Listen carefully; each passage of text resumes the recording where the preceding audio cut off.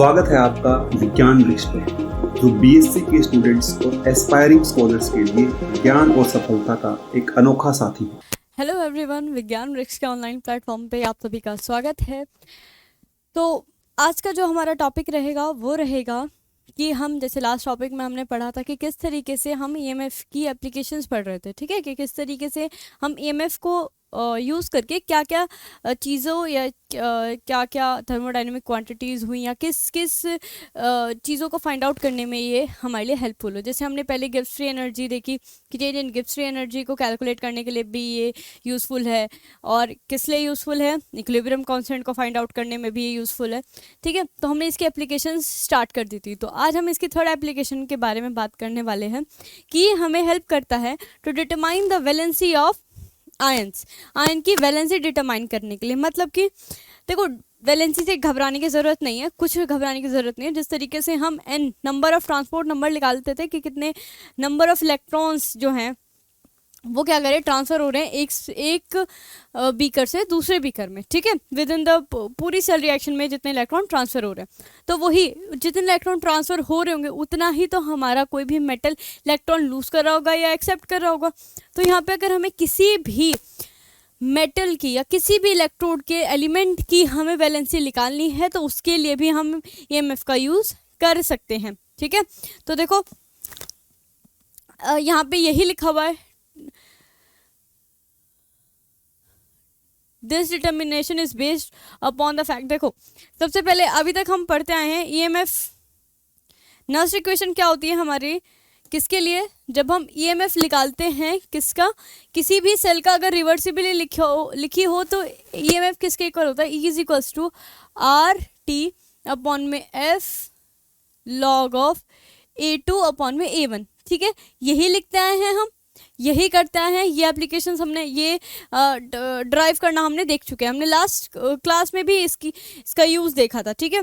तो देखो हम क्या करते हैं, जनरली क्या लेके चलते हैं कि एक्टिविटी को कंसंट्रेशन के इक्वल लेके चलते हैं। कहने का मतलब क्या है कि हम क्या लेके चल रहे हैं, एक्टिविटी कोफिशिएंट क्या लेके चल रहे हैं, 1 लेके चल रहे हैं, तभी तो हमारी एक्टिविटी किसके इक्वल हो जाएगी, कंसंट्रेशन के। तो जिस केसेस में हमारी एक्टिविटी किसके इक्वल हो जाए, यानी कि एक्टिविटी किसके इक्वल हो जाए, कंसंट्रेशन के लिए जो ईएमएफ है हमारा वो किसके इक्वल आ जाता है, वो आ जाता है इक्वल आ जाता है आर टी अपॉन में F log of C2 upon में C1। कब की बात कर रहे हैं, जब हमारी कंसंट्रेशन, जब एक्टिविटी किसके इक्वल हो जाए, कंसंट्रेशन के इक्वल, तो हम ईएमएफ को किसकी टर्म में भी रिप्रेजेंट कर सकते हैं, कंसंट्रेशन की टर्म में भी रिप्रेजेंट कर सकते हैं। ये हमने बहुत जगह देखा था कि हम जब नर्स इक्वेशन की एप्लीकेशन देख रहे थे तो हमने क्या करा था, वहाँ पे एक्टिविटी को कंसंट्रेशन ऑफ आयन से रिप्लेस कर दिया था। तो ये बहुत पहले करते आए हैं, हम कर चुके हैं ये, ठीक है।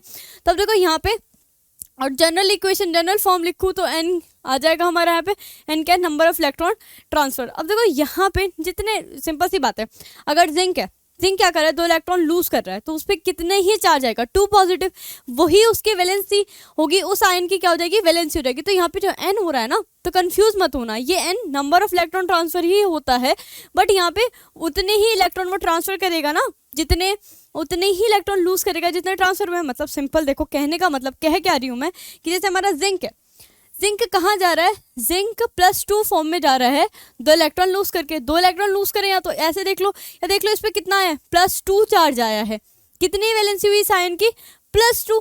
सिंपल सी चीज़ है ना कि जितने इलेक्ट्रॉन क्या हुए, रिलीज हुए, उतनी उसकी वैलेंसी आ गई। तो कोई कन्फ्यूजन की तो बात है ही नहीं ना ये, ठीक है। एन क्या है, वैलेंसी ऑफ आयन इन्वॉल्व, तो जो भी आयन वहाँ पे इन्वॉल्व हो रहे हैं उन्हीं की वैलेंसी क्या होती है, एन, ठीक है।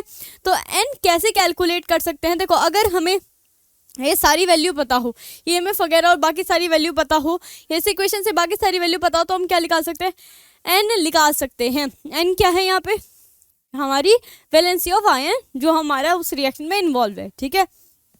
तो देखो हम जो लेके चल रहे हैं एग्जाम्पल, वो किसका लेके चल रहे हैं, मरकरस आयन का। हमें मरकरस आयन का क्या निकालना है, क्या निकालनी है, वैलेंसी निकालनी है। तो देखो सेटअप कुछ इस तरीके से है कि हमारी मरकरी की इलेक्ट्रोड है, ठीक है, और यहाँ पे क्या है, n/20 सॉल्यूशन है किसका,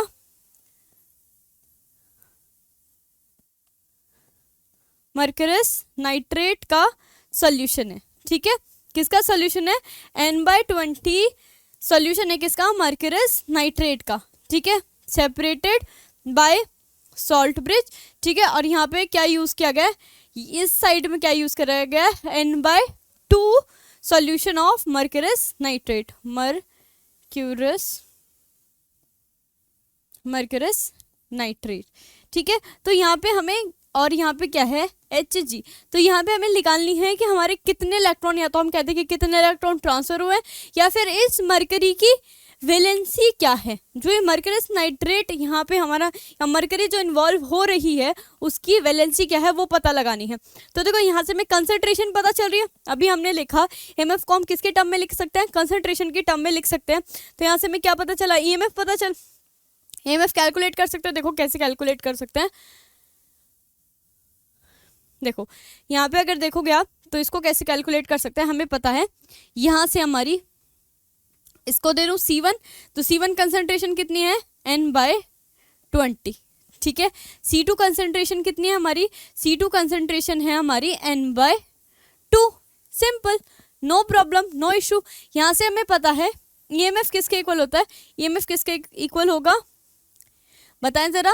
RT/में NF log, नेचुरल लॉग, ठीक है। C1 कंसंट्रेशन C2/C1, C2 की कंसंट्रेशन क्या है? N/2 में N/20, यही होगा। अब देखो फटाफट से N से N कैंसिल, 2 1 ज़ा 2, 2 10 ज़ा 20, कुछ इसी तरीके से सॉल्व होगा ये। फिर EMF क्या आ जाएगा हमारा? EMF is equals to RT/NF log, sorry, अब देखो ये वाली टर्म यहाँ सबसे नीचे वाले टर्म की क्या होती है? सबसे ऊपर वाले टर्म में मल्टीप्लाई और मिडल टर्म की आपस में मल्टीप्लाई हो जाती है। तो यहाँ क्या आ जाएगा? 10, ठीक है। यहाँ तक चीज़ समझ आई। अब क्या कर सकती हूँ? तो देखो नेचुरल लॉग है, नेचुरल लॉग को किस में कन्वर्ट करना है? 10 बेस लॉग में। तो हम क्या करेंगे? किससे मल्टीप्लाई करेंगे? 2.303 से। तो 2.303 RT/में NF इंटू log बेस 10। यहाँ तक चीज़ समझ आई, यहाँ तक कोई इशू नहीं होगा। अब आपको ये पता होना चाहिए कि ये जो होता है log बेस 10 की पावर 10 की वैल्यू क्या हो जाती है? 1 के इक्वल हो जाती है। किसके इक्वल हो जाती है? 1 के इक्वल। मैंने आपको पहले भी ये बताया था कि जो हमारा L उसका बेस क्या होता है? E होता है, और यहाँ पे ये जो log है इसका बेस क्या होता है? 10। तो log बेस 10 की वैल्यू जो होती है वो क्या होती है? 1 होती है, ठीक है।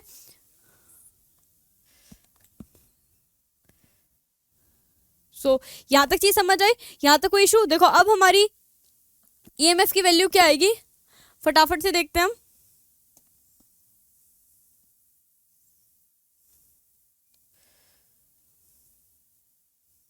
देखिए फटाफट से देखते हैं EMF की वैल्यू।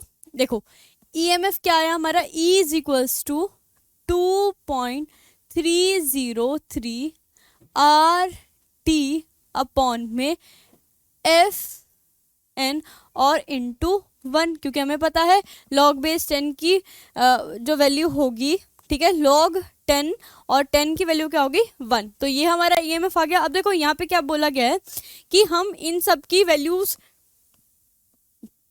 क्या कर सकते हैं? ऐसा ये देखो, ये टर्म कांस्टेंट है, R भी कांस्टेंट है, F भी कांस्टेंट है। F की वैल्यू हमें पता है, F की वैल्यू क्या होता है? 96,500 कूलम,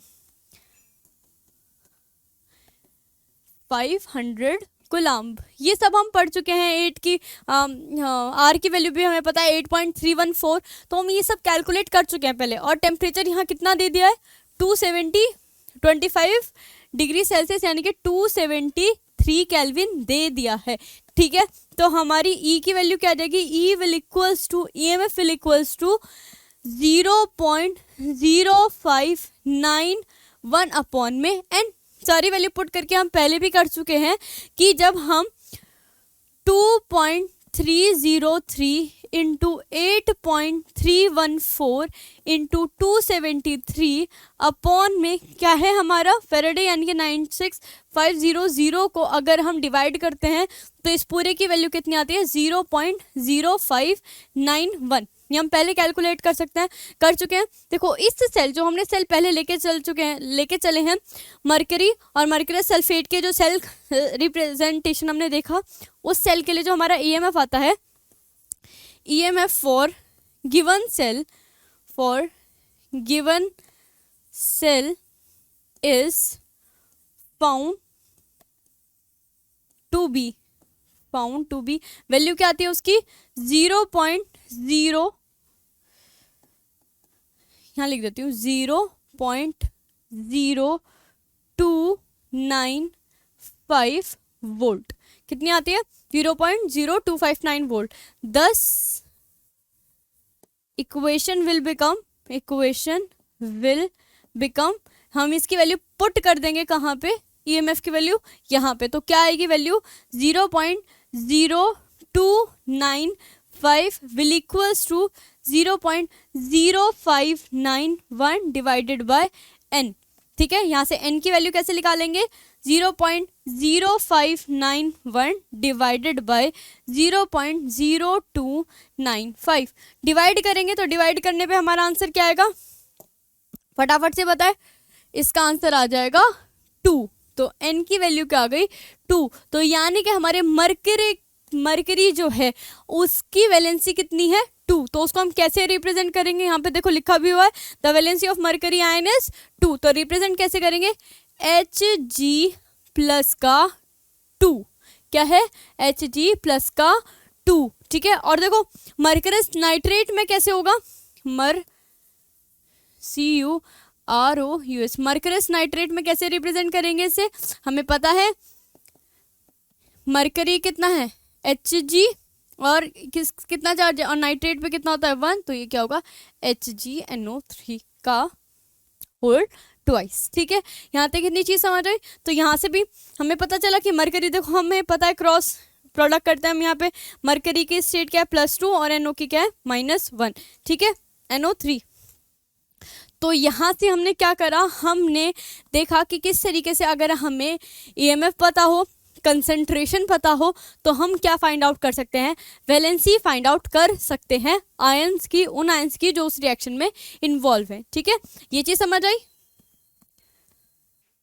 अब देखो नेक्स्ट जो हमारा नेक्स्ट एप्लीकेशन है वो है determination of solubility and solubility product. किसका डिटर्मिनेशन, यानी कि क्या फाइंड आउट करने में हेल्प करता है हमारी, कि सॉल्युबिलिटी या सिर्फ सॉल्युबिलिटी प्रोडक्ट फाइंड आउट करने में ये हेल्पफुल है, यूजफुल है, क्या ईएमएफ ऑफ सेल। ठीक है, तो देखो हमें पता है कंसंट्रेशन सेल का ईएमएफ, जरा फटाफट से बताओ कंसंट्रेशन सेल का ईएमएफ क्या होता है। अभी ही करा है, जस्ट अभी ही करा है, क्या करा है, ईएमएफ किसके इक्वल होता है, E will equals to RT upon में NF natural log of C2 upon में C1। यही करा है अभी हमने, क्या है, EMF is equals to RT upon में NF natural log of C2 by C1। हमने क्या करा, एक्टिविटी को किससे रिप्लेस कर दिया है, कंसंट्रेशन से। कोई दिक्कत नहीं, ये तो अभी हमने पढ़ा है, अगली पिछली क्लासेस में भी हम पढ़ते आ रहे हैं। ठीक है, अब ये देखो यहाँ यही बोला गया है कि अगर हमें ईएमएफ पता हो, ठीक है, ईएमएफ पता हो, कंसंट्रेशन पता हो, तो हम अदर चीज़ें भी, मतलब देखो कहने का मतलब क्या है कि अगर हमें ईएमएफ पता हो, आर तो हमें पता है ये कांस्टेंट है, एन हम किससे निकालेंगे, रिएक्शन जो है हमारी उससे हम एन निकाल लेंगे, एफ की भी वैल्यू पता है, टेम्परेचर अगर गिवन हो, एक ही कंसंट्रेशन गिवन हो, तो क्या हम दूसरे की कंसंट्रेशन फाइंड आउट नहीं कर सकते, कर सकते हैं, आराम से फाइंड आउट कर सकते हैं कंसंट्रेशन। तो यही चीज़ लिखी है कि अगर हमें एक बाकी सारे टर्म पता हो, एक की कंसंट्रेशन पता हो, तो हम दूसरे की कंसंट्रेशन फाइंड आउट कर सकते हैं। ठीक है, अब देखो यहाँ बात क्या करी गई है कि अगर हमारा सेकंड वाला सॉल्यूशन क्या है, स्प्रैंगली सॉल्युबल सॉल्ट है, क्या है, स्प्रैंगली सॉल्युबल सॉल्ट है, तो हम वहाँ क्या अज्यूम करके चल रहे हैं, देखो अजम्पशन पहले ही हमने ले लिया है that the substance is completely dissociated.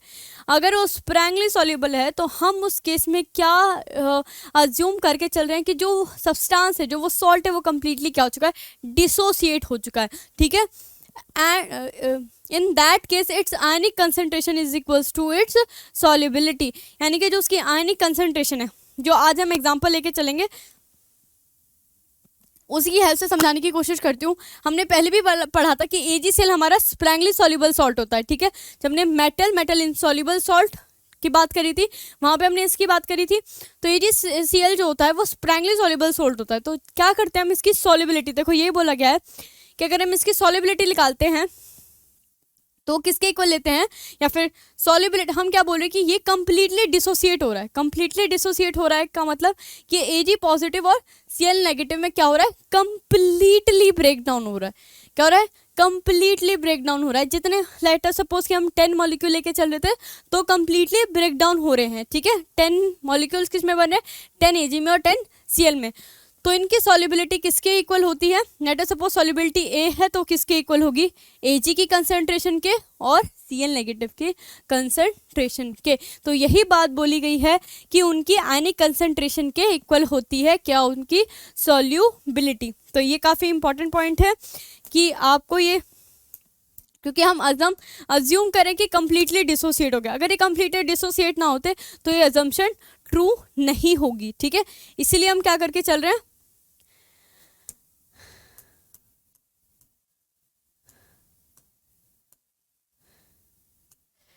Assume करके चल रहे हैं कि ये क्या हो रहा है, कंप्लीटली डिसोसिएट हो रहे हैं। तो यहाँ पे आयनिक कंसंट्रेशन किसके इक्वल हो जाएगी, ठीक है। और यहाँ पे ये ध्यान रखने वाली बात क्या है, यहाँ पे अज्यूम कर रहे हैं, ये चीज़ हम अज्यूम कर रहे हैं कि वो क्या हो चुका है, कंप्लीटली डिसोसिएट हो चुका है, ठीक है। तो देखो यहाँ पे जो आज हम जो इस केस में हम अब इलेक्ट्रोलाइट जो सेल रिप्रेजेंटेशन जो रहेगा हमारा, जो हम सेल लेके चलेंगे उसका, देखो सेल रिप्रेजेंटेशन कुछ इस तरीके से होगा कि हमने क्या यूज़ करा है, Ag यूज़ करेंगे, ठीक है, Ag, और यहाँ पे क्या यूज़ करेंगे, AgNO3 का सॉल्यूशन जिसकी कंसंट्रेशन क्या होगी, N/100। कंसंट्रेशन क्या होगी, N/100। और यहाँ पे सॉल्ट ब्रिज, और सॉल्ट ब्रिज में कौन सा इलेक्ट्रोलाइट यूज किया गया है, सैचुरेटेड NH4NO3, ठीक है। ये हमारा क्या यूज़ किया गया है, ये हमारा क्या यूज़ किया गया है, इलेक्ट्रोलाइट यूज़ किया गया है किसमें, सॉल्ट ब्रिज में, ठीक है। और यहाँ पे हम क्या लेके चल रहे हैं, solution of KCl with AgCl form करने के लिए याद हो अगर आपको, तो जब हमने बात करी थी कि किस तरीके से मेटल इनसॉल्युबल सॉल्ट और उसका आयन जब हम लेते थे उस सेल में, हमने इसकी बात करी थी AgCl वाले की। अगर आपको याद हो तो हम क्या कर रहे थे कि AgCl हम इनसॉल्युबल सॉल्ट फॉर्म करवाने के लिए क्या डाल रहे थे, फ्यू ड्रॉप्स ऑफ AgNO3 डाल रहे थे। वहाँ मैंने ये बात बोली थी, अगर आपको याद हो तो यहाँ मैंने लिख दिया है कि कुछ ड्रॉप्स क्या डाली गई है, AgNO3 की डाली गई है, ताकि क्या बन सके, हमारा AgCl बन सके। देखो इसकी कंसंट्रेशन कितनी लेके चल रहे हैं, इसकी कंसंट्रेशन हम लेके चल रहे हैं N/10, और यहाँ पे जो लेके चल रहे हैं वो क्या लेके चल रहे हैं, मेटल, यानी कि हमारी Ag की इलेक्ट्रोड। यहाँ तक चीज़ समझ आई, सेल सेटअप समझ आ गया कि क्या कैसे हमारा सेल, क्या हमारे सेल का सेटअप रहेगा, ठीक है। AgNO3 का सॉल्यूशन है, कंसंट्रेशन क्या है, N/100, और यहाँ पे क्या है, KCl का सॉल्यूशन है, उसके अंदर क्या है, स्प्रैंगली सॉल्युबल सॉल्ट यानी कि AgCl है, और कंसंट्रेशन क्या है, N/10। यहाँ तक ये समझ आई। और यहाँ पे क्या करा है हमने, 2-3 ड्रॉप्स AgNO3 की डाली है ताकि ये बन सके, ठीक है। अब इतनी चीज़ समझ आई। अब देखो यहाँ पे देखो कंसंट्रेशन, मुझे बताओ ये कंसंट्रेशन ज़्यादा है या ये, अगर आपको बोला गया है एक कंसंट्रेशन है हमारी N/100 एक कंसंट्रेशन है, और एक कंसंट्रेशन है N/10। अगर मैं इसको लिखना चाहूँ तो इसको कैसे लिख सकती हूँ, 0-1 नॉर्मल, और ये क्या है, 0-1 नॉर्मल। तो बेसिक सी बहुत ही कॉमन सी चीज़ है कि देख के हम पता लगा पा रहे हैं कि कंसंट्रेशन कौन सी ज़्यादा है, N/10 ज़्यादा है। तो देखो इसको हम उसी फॉर्म में लिखेंगे कि जिसकी कंसंट्रेशन ज़्यादा है उसको हम क्या लिखेंगे, लेफ्ट हैंड साइड, और जिसकी कंसंट्रेशन कम है उसको कहाँ लिखेंगे, राइट हैंड साइड पे, ठीक है। तो देखो अब हमारा सेल रिप्रेजेंटेशन कुछ इस तरीके से बन जाएगा। देखो यही चीज़ लिखी हुई है कि जो कंसंट्रेशन जिसकी ज़्यादा है, जहाँ पे Ag पॉजिटिव आयन की कंसंट्रेशन ज़्यादा है वो कहाँ लिखा जाएगा, लेफ्ट हैंड साइड पे, और जिसमें कंसंट्रेशन कम है उसको कहाँ लिखा जाएगा, राइट हैंड साइड में। कंसंट्रेशन जहाँ कम है वहाँ कहाँ लिखा जाएगा, राइट हैंड साइड में। तो देखो अब हमारा सेल रिप्रेजेंटेशन कैसे बन जाएगा, अब देखो सेल रिप्रेजेंटेशन कुछ इस तरीके से हो जाएगा, Ag into n by 10 KCl solution with AgCl, ठीक है। ब्रैकेट डबल क्या लाइंस, डबल लाइंस क्या रिप्रेजेंट कर रहा है, सॉल्ट ब्रिज, और यहाँ पे क्या था, सैचुरेटेड, फटाफट से बताओ क्या था, सैचुरेटेड NH4NO3, ठीक है, यही था। और यहाँ पे अब हमारा क्या आ जाएगा, यहाँ पे आ जाएगा हमारा n बाय 100 AgNO3 का सॉल्यूशन, AgNO3 का सॉल्यूशन, और यहाँ पे क्या आ जाएगा हमारा Ag। यहाँ तक चीज़ समझ आ गई, यहाँ तो कोई दिक्कत नहीं। देखो अब यहाँ पे हम क्या लेके चल रहे हैं, यहाँ पे देखो AgCl की कंसंट्रेशन क्या होगी, यहाँ पे देखो, यहाँ पे इसकी कंसंट्रेशन क्या लेके चल रहे हैं हम कि Ag पॉजिटिव की कंसंट्रेशन कितनी है, यहाँ पे हम मान के चल रहे हैं कि Ag पॉजिटिव जो इससे डिसोसिएट हो रहा है, AgCl में से जो डिसोसिएट हो रहा है उसकी कंसंट्रेशन क्या है, C1, और यहाँ पे जो Ag पॉजिटिव की कंसंट्रेशन होगी फटाफट से बताएं आप क्या होगी इसकी, 1 यानी कि 0.01, यही इसकी क्या होगी, Ag पॉजिटिव की कंसंट्रेशन। दोनों साइड क्या लिखी है हमने, किसकी कंसंट्रेशन लिखी है, Ag पॉजिटिव की कंसंट्रेशन लिखी है। तो देखो अब हम ईएमएफ की बात करें, कब हम जब स्टैंडर्ड कंडीशन की बात करें, स्टैंडर्ड कंडीशन पे तो ये क्या हो जाएगी 0.0591 डिवाइडेड बाय n लॉग आएगा 10 बेस लॉग ही आएगा, क्योंकि यहाँ पे ही हमने कन्वर्ट कर दिया था 2.303 से मल्टीप्लाई करने के बाद ही ये वैल्यू आई थी लॉग। अब देखो क्या होता है C2 बाय C1, C2 ये हमारी C2 कंसंट्रेशन है, C2 कंसंट्रेशन ये रही और C1 कंसंट्रेशन ये रही। C2 की वैल्यू क्या है 0.01 अपॉन में C1, ठीक है। यही हम देखो यही हमने ये फॉर्मूला लिखा है, अरे यहाँ से गायब हो गई, चलो कोई नहीं यहाँ लिख देते हैं। EMF किसके इक्वल होता है, E विल इक्वल्स टू 0. या फिर ऐसे लिख लो आप कंप्लीटली, क्या है RT अपॉन में NF natural log of C2 by C1, यही लिखते हैं, ठीक है। अब देखो यहाँ पे क्या आ गया, हमने C2 की वैल्यू पुट कर दी, C1 की वैल्यू पुट कर दी। यहाँ तक तो आई होप किसी को कोई दिक्कत नहीं होगी, ठीक है। अब हम क्या कर सकते हैं, अगर हमें EMF पता हो तो हम क्या निकाल सकते हैं, C1 कंसंट्रेशन को निकाल सकते हैं, फाइंड आउट कर सकते हैं कि कितना हमारा Ag पॉजिटिव की कंसंट्रेशन होगी, कहाँ पे, राइट हैंड साइड में, या सॉरी लेफ्ट हैंड साइड में, ठीक है। यहाँ तक चीज़ समझ आई, यहाँ तक कोई दिक्कत, ठीक है। ये हम इसको बॉक्स में कर देते हैं, ठीक है। यहाँ तक तो मुझे लगता है कोई दिक्कत नहीं आई। यहाँ हमने देखा कि किस तरीके से हम EMF, अगर हमें एक ही कंसंट्रेशन पता है, देखो सिंपल सी बात है, स्टार्टिंग में बोला था एप्लीकेशन ही थी इसकी कि अगर एक ही कंसंट्रेशन पता है, EMF पता है, एंड अगर हमें पता है देखो इस सेल में कितने इलेक्ट्रॉन ट्रांसफर होंगे 1, तो हम क्या फाइंड आउट कर सकते हैं, दूसरे की कंसंट्रेशन फाइंड आउट कर सकते हैं। तो ये हमने इसकी एप्लीकेशन देख ली है। अब देखो अगर हम बात करें, अब हम जो हमारी दूसरी एप्लीकेशन थी हम किसकी बात कर रहे थे, सॉल्युबिलिटी की बात कर रहे थे कि हमारी सॉल्युबिलिटी और सॉल्युबिलिटी प्रोडक्ट को फाइंड आउट करने में हेल्प करता है। अब देखो जहां हम कौन सा सॉल्यूशन ले रहे हैं, हम सॉल्यूशन ले रहे हैं n/10 सॉल्यूशन ले रहे हैं किसका, KCl का, n/10 solution of KCl with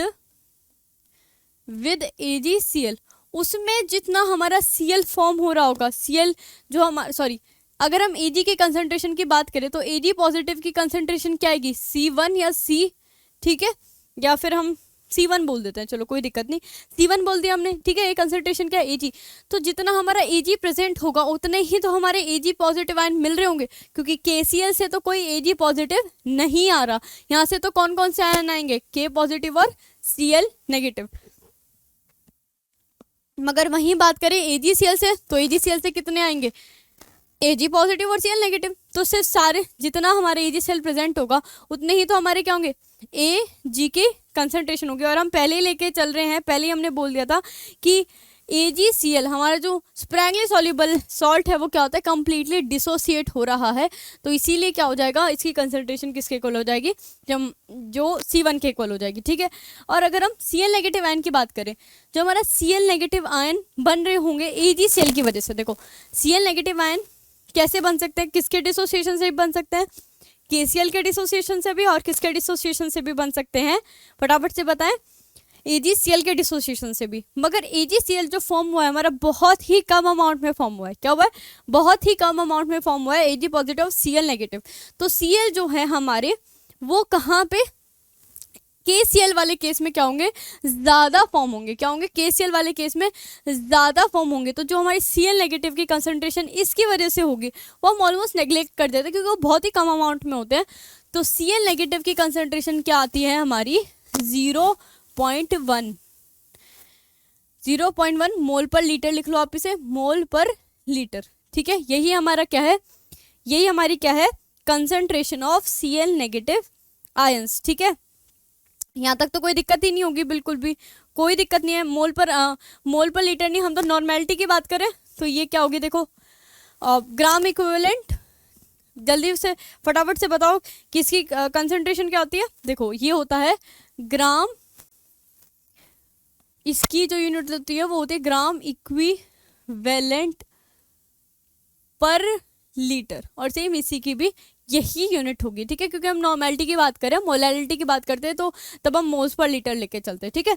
ये चीज़ समझ आई, यहाँ तो कोई दिक्कत नहीं, यहाँ तक तो मुझे लगता है कि कोई दिक्कत होनी नहीं चाहिए, ठीक है।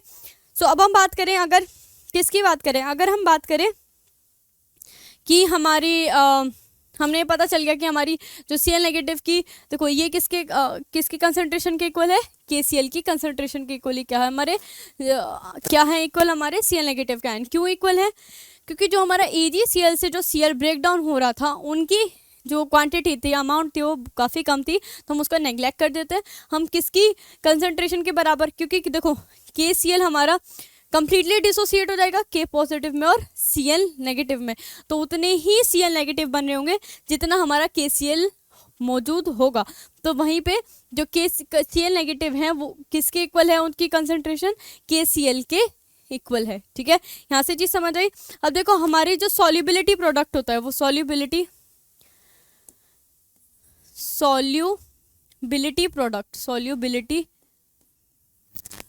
प्रोडक्ट किसके इक्वल होता है, product is equals to the concentration of Ag positive and Cl negative, ठीक है। इसको हम रिप्रेजेंट करते हैं KSP से। तो हमें Ag पॉजिटिव की कंसंट्रेशन क्या है C1 और इसकी कंसंट्रेशन क्या है 0.01, ठीक है। तो यहाँ से हम क्या फाइंड आउट कर सकते हैं, अपना सॉल्युबिलिटी प्रोडक्ट भी फाइंड आउट कर सकते हैं, ठीक है।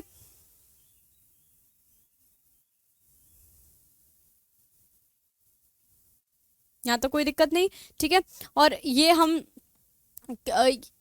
हमने क्या निकाला है, सॉल्युबिलिटी प्रोडक्ट। अगर हम सॉल्युबिलिटी, इफ हम सॉल्युबिलिटी को क्या लेके चल रहे हैं, सॉल्युबिलिटी ऐसे है, इफ हमारी सॉल्युबिलिटी किसकी, बिलिटी ऑफ Ag पॉजिटिव और Cl नेगेटिव किसके इक्वल हो, S ग्राम इक्विवेलेंट पर लीटर के इक्वल हो, तो हमारा KSP क्या बन जाएगा, KSP will equals to the S into S, क्योंकि किसके इक्वल होता है, Ag की कंसंट्रेशन और Cl नेगेटिव की कंसंट्रेशन के। तो KSP किसके इक्वल आ जाएगा, KSP is equals to S का स्क्वायर, और S किसके इक्वल आ जाएगा, S will equals to KSP। तो यहाँ से हम क्या भी निकाल सकते हैं, सॉल्युबिलिटी भी निकाल सकते हैं। देखो यहाँ से अगर हमें C1 की कंसंट्रेशन पता, मतलब Ag पॉजिटिव की कंसंट्रेशन पता चल गई EMF से, EMF पता चला, ठीक है। EMF की वैल्यू पता होगी तो हम क्या निकाल सकते हैं, कंसंट्रेशन निकाल सकते हैं किसकी, Ag पॉजिटिव की। अगर हमें Ag पॉजिटिव की कंसंट्रेशन पता चली तो वहाँ से हम सॉल्युबिलिटी प्रोडक्ट निकाल सकते हैं, और सॉल्युबिलिटी प्रोडक्ट पता चल गया तो हम क्या भी निकाल सकते हैं, सॉल्युबिलिटी भी निकाल सकते हैं किसकी, Ag पॉजिटिव आयन की और Cl नेगेटिव आयंस की। तो ये सब हम निकाल सकते हैं किसकी हेल्प से, with the help of EMF of cell. EMF of cell की हेल्प से हम क्या निकाल सकते हैं, सॉल्युबिलिटी और सॉल्युबिलिटी प्रोडक्ट भी निकाल सकते हैं। ठीक है, तो ये हमने कौन सी एप्लीकेशन पढ़ ली, इसकी 4th एप्लीकेशन पढ़ ली। ठीक है,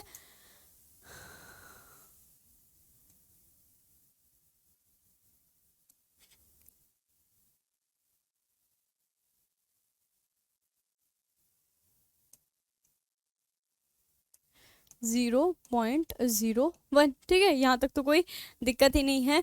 तो हमने देखो आज की क्लास में देखो क्या क्या पढ़ा, फटाफट से देखते हैं ज़रा एक बार हम कि हमने क्या पढ़ा था। हमने सबसे पहले वैलेंसी किस तरीके से डिटरमाइन कर सकते हैं वो देखा था। एमएफ पता हो तो हम एन की वैल्यू निकाल सकते हैं, यही चीज़ें देखी थी।